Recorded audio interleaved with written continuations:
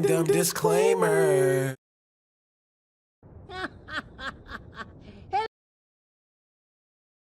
This episode of Duckman, we're going to discuss Noir. I believe it's called Noir Gang. That's the title. Wait, hold on. First of all, where gang came from? Because I watched this episode and I don't know where gang came from. This episode is mixed with some corny jokes, a little bit of sex appeal from our leading lady. We got thirsty ass men, and there is a danger and thrill of detective work. I'm not in the detective type of job field.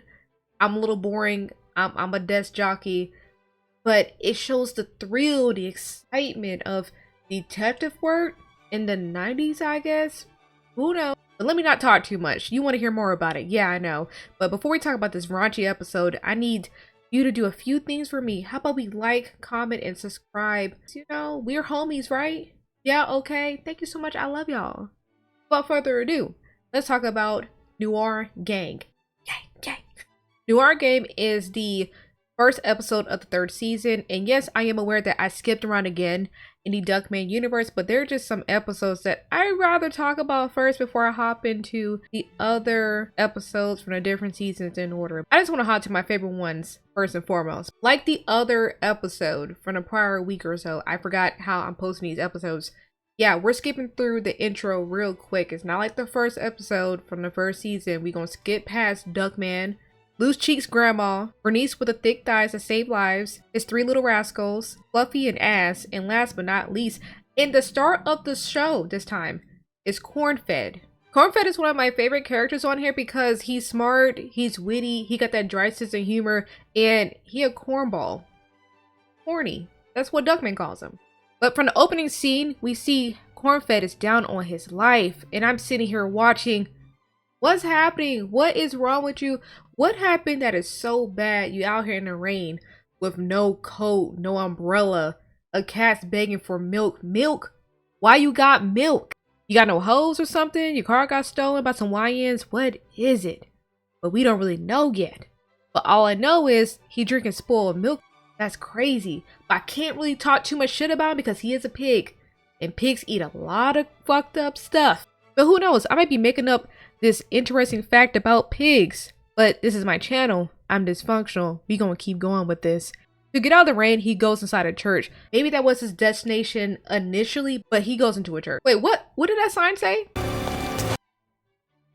Cornfed, I don't think you want to go inside this church. He walks in the church and he goes to a box area. I don't know how to describe it, but it looks like a confessional. But instead of a confessional, he got one of these. I think you at the wrong church. Amen. Amen. That's crazy. But he eventually gets the priest, and the priest ain't no good in the hood. I don't trust. The wild thing is, the priest is acting like he didn't really want to hear what he has to say because is the sin not juicy enough? Do you prefer him to say he's on crack? You prefer to say that he's slapping hoes around here? You prefer him to say that he's Diddy with the baby oil? I got a lot of questions, but why he didn't want to take this sin. What? Hey, I'm probably tripping. I'm probably overthinking this, so we're gonna keep on going. We get a flashback, and they receive a phone call at the office. Tide. Cold water. Because it gets my whites whiter. We get this gorgeous lady that walks in. Her hair is laid. That trench coat is probably dry cleaned. Looks like she smells good. Got good skincare, no acne. I'm going way too far with this, but she's attractive. And she got the titties out, so I know she's here for business. They help her light her little cigarette, and you know that's what they used to do in these old films. And she sat there so confidently, the shoulders back, the lips are pressed, and whatever she says, low-key, I kind of believe her. Look at her. Don't she look trustworthy? Don't she look trustworthy? I feel like she's a trustworthy citizen. I'm just saying. She said Duckman looks like he's the type of person to handle himself in bed. And when Duckman hears that, he's just feeding for it like, calm down. This man's starving. Calm down. And the crazy part is he feeding so much that he's drooling. He's drooling. Get this man a bucket. We find out that she needs help because someone is trying to kill her. According to her, somebody ran her off the road. She also explains why she's at this office asking them for their help. But Duckman really doesn't care. All he heard was she rushed in here in her trench coat and he automatically thought that she naked, ass out in the trench coat. But calm down. But she was smooth with it though. She said, Handsome. If you've got the itch, I've got the scratch. I was Duckman. I don't know how I would handle that proposition. If you over here throwing that at me, I actually don't know what I would do. If she told you that, what would y'all response would be? Because I probably would have had cold feet. I know I talk a lot of game. I'm like, oh, if somebody told me this or somebody said that, I'll do A, B, C, D, E, F, G. I don't know what I would have said. I don't know. I probably would have choked. After that wild statement that I probably would have choked on, yeah, she handed him some money. And on top of that, she said there's more where that came from. So that means he banking and she might be a sugar mom. So if Duckman or Cornfed play their cards right, how you gonna make the basket if you don't shoot? All I'm saying. Of course, Duckman like that. He's so malnourished for the vajayjay. His response was, Can I get it? I know what you're thinking, but I won't use my hands. Just my bill. Might take 5-10 minutes, but I'll sniff it out. Cornfed accepts the case. Meanwhile, Duckman has something else on his mind. To get started, Cornfed had a reasonable question. And the question that I want to know, you want to know, we all want to know is, who was trying to murk you? But in her case, that's a little more complicated than anybody anticipated because Homegirl said, Well, Nick at the club where I performed said he'd kill me because I had sex with Frankie the bartender, who said he'd kill me because I had sex with Bob the doorman, who said he'd kill me because I had sex with Ray the bouncer, who said he'd kill me because I had sex with Lajos the bus. it can't be any ninja. It can't be. So Cornfed realized that, you know, she's a pro. She's pretty good at certain things. You know, her resume kind of long in a certain department, but he's okay with that. He's willing to accept this fact. It's so crazy. In a short amount of time, she got these two men sprung and they dehydrated. But hey, like I said, after looking at her, observing her, the confidence, the demeanor, the outfit, that 30-inch bust down, I understand. But I think Cornfed was still trying to clap them cheeks. So she'd been around the pool more times than Esther Williams on steroids. What, Cornfed, who is that? Okay.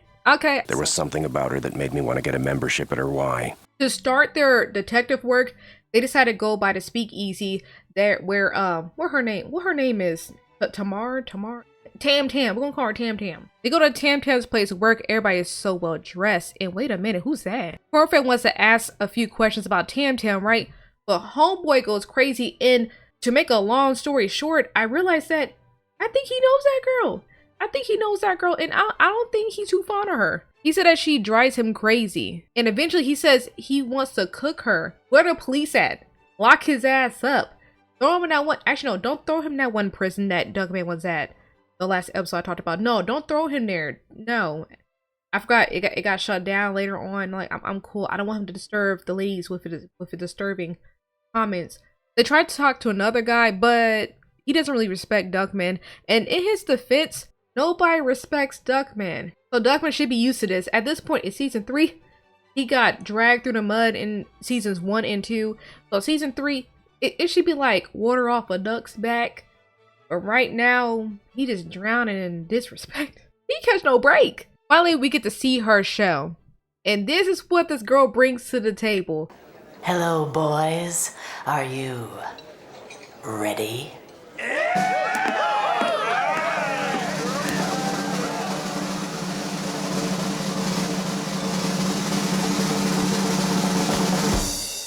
I'm a little teapot, short and stout. Here is my handle, here is my spout. When I get all steamed up, watch me shout. Tip me over and pour me out. I need to set my game up because if this is what she's bringing to the table, I ain't got wrists like I thought I did. Yeah, I don't want to see no ass shaking, no hips moving, none of that. Okay. When I see things like this lets me know that I'm not as creative as I thought, but hey, it is what it is.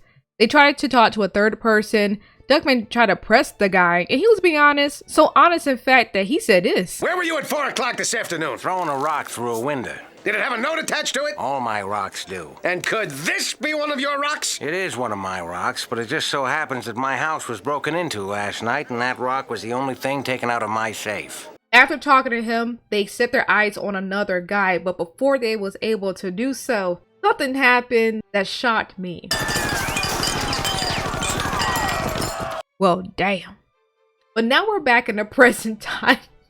And it's Cornfed still in a confessional. And we find out that he said all of this story to say and confess that him and Duckman are in love with the same woman. And that woman is Tam.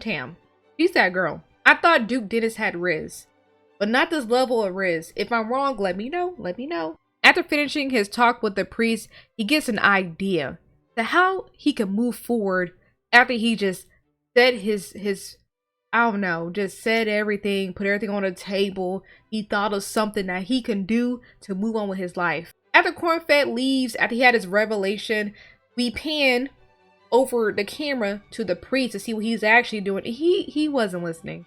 Shopping channel? If I buy the 3-carat zirconia, do I get the free placemats? It makes me wonder, does this happen often? Like, do priests sit there and actually listen to people's confessions and take notes and try to give them some advice and give them a blessing? No? Yeah? I got questions. Anyway, now we see Duckman showing up to an apartment. And upon first viewing, we don't know whose apartment he's showing up at, but I kind of figured that it's Tam Tam's.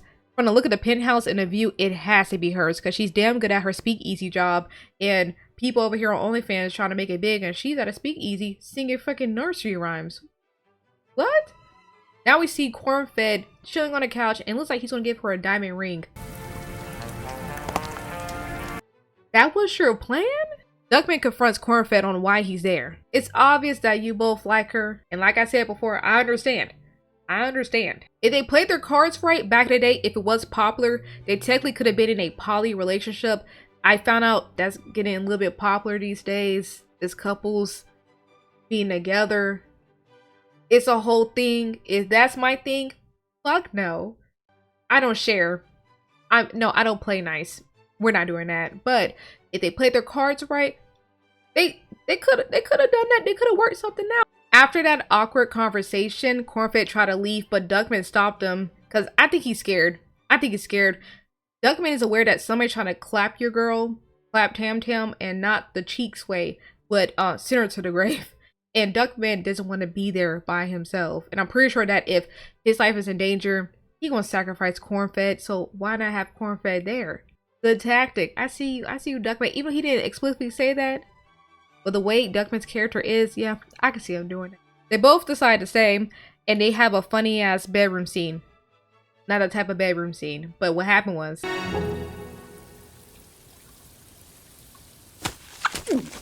You're on my side. Since when is this your side? Well, it is at home. Then go home. Please.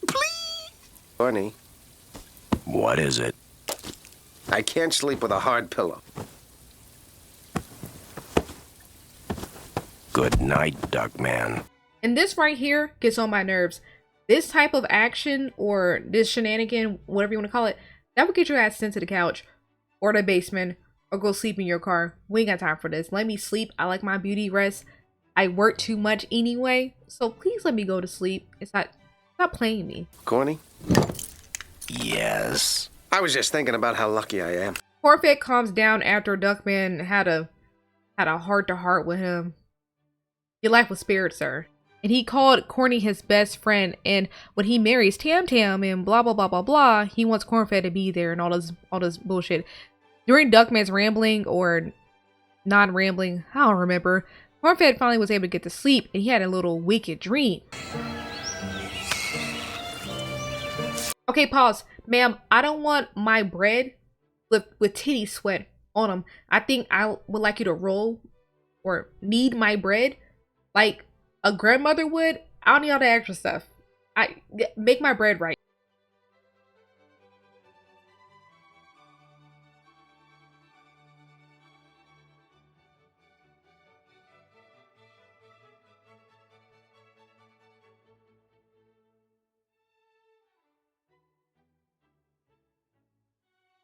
Why did you bring that back? Because it was actually kind of getting good. Okay, so they cut that. They didn't show any more. So if you're trying to go watch this episode, you're not gonna see any more of that. I'm sorry. You know, maybe somebody could recreate this on Cornhub, but no, that was it. That was it. The dream got ruined by Duckman doing some goofy ass shit like this. Next, we find both men had a dream about Tam Tam. She got the ninjas in a chokehold. Man, they got the Riz. She's like the Wrangler.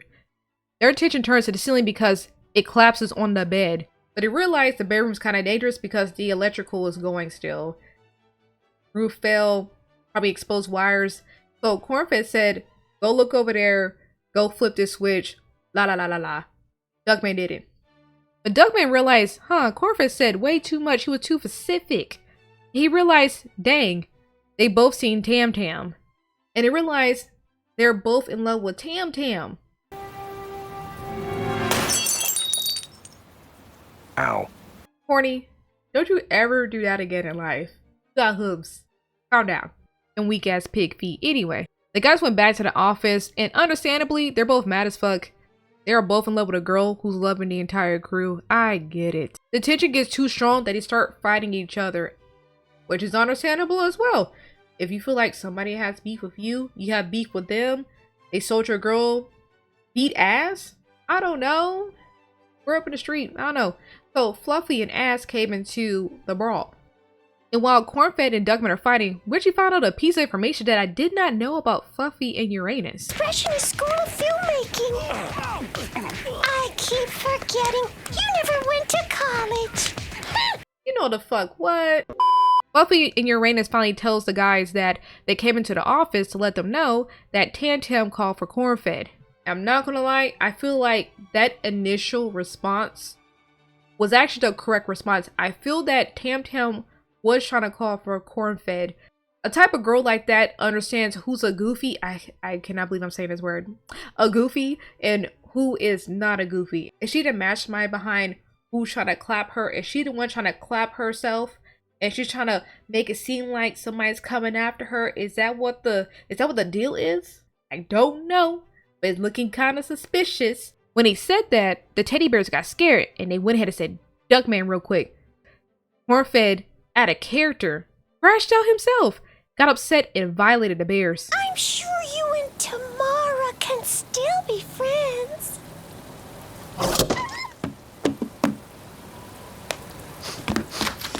Ooh, college! I'm so impressed.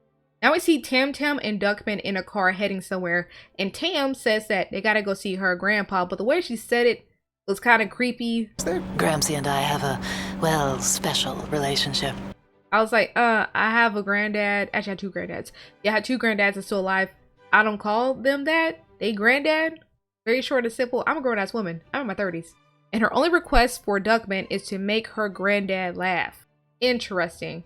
And in exchange for him trying to be funny and be a comedian, that Duckman's going to get some punani. And you know what that means. I'm not going to go any further on that. Meanwhile, Cornfed is doing his best job trying to be nosy, do what he was paid to do, which is to find out who's trying to clap Tam Tam. However, fast forward, Tam Tam and Duckman is on a visit, seeing granddad, air quotes, and Duckman's doing what he's told. He was told to make the grandfather laugh. He was making him laugh, and he wasn't sounding too good. He wasn't sounding too hot. It sounded like he needed to go to sleep, a real long sleep, because in water, and maybe some Pedialyte. He was hurting.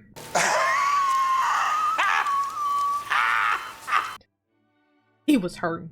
And in the middle of Duckman trying to make this grandpa laugh, Cornfed came in. Cornfed catches Duckman and Tam Tam at the perfect time, low-key. And we find out that grandpa is not a grandpa. That's her husband. He pulled an old man, and it makes sense. It makes sense. I should have known. She looked like the type. Lies, all lies. And he's my grandfather, I tell you. Cap. But Cornfed didn't back down. He's my husband, my grandfather, my husband, my grandfather. All right, I'll tell the truth. He's my husband. Sorry, we were in a groove. She confesses that she used Duckman to get him to laugh because he got stupid ass humor, and she knows that's gonna make him laugh. She knows him best. That's her man. For now. For now, look, he ain't sounding too good. You know, she could have waited a couple more years, but she want to speed this up. She being so greedy. Tam begs Cornfed to run away with her, and I could tell he was slightly tempted to do so, but he held strong. He doesn't agree to go with her because he knows that she's going to get locked up. You're going to jail for attempted murder. You got other things to focus on. And that's how he got in his predicament in the first place. You could have just waited till, he, clapped out. He was looking kind of, thirsty. Looking kind of reaching his time. And you should have slowed down. So you should have waited. You being hot in the tail, trying to get rich quick. This all could have been avoided. But since he wasn't going with her, he decided to give her every point of contact that he can give her. She got everything on this guy. I forgot to mention, while Cornfed and Tam Tam is having this conversation, Duckman's outside crying because he heard all this. He heard Tam Tam's master plan. He was slightly hurt. And in Duckman's defense, if I was in his shoes and I heard this guy talk about, oh, it's just dumb, I used her because she's stupid and she got stupid humor and I needed to use her, I'll probably cry too, you know, play some Mary J. Blige and go about my day. And Cornfed came outside, met him and said, hey. You should know. Before the police took her away, she said she actually did love you. You mean it? And even though he lied to Duckman, I feel like it's a good move because it's going to bruise Duckman's ego. I feel that if his ego is not being stroked or he's not feeling like that guy, is going to impact his mental, which, you know, a lot of people's like that, you know, it's understandable. You know, you want to walk around feeling like that dude, that guy. All in all, I love this episode. Just like the prior one with the women in prison, this one was hilarious. The black and white style, Corny being the main guy, seeing Duckman crash out like he always do, having a beautiful female lead, and her motives of getting money and power is interesting. And it was interesting to see how confident and strong she was and how people was gravitating towards what she said and how she said it. And it was just interesting. How you could command a room. How you could command a room. Do you have good intentions? No, but you could command a room. It's very much interesting, but I liked it. It reminds me of good old-fashioned detective work back in the day when I used to watch shows with my dad and my granddad. It's very much interesting. It followed the same format. They always have a conflict. This beautiful lady, something sinister is happening. And yeah, follow the format to the T. And it was funny. But I need to find some more episodes to watch. There's some other episodes that are my favorite. And then probably after we go over all my favorite episodes, then I'll probably go back and go in chronological order. I'll see how it goes. I don't know. I'm feeling this. But thank you for watching, of course. I hope you have a good day. I gotta find something else to do. And I'm out. Deuces. I'm out.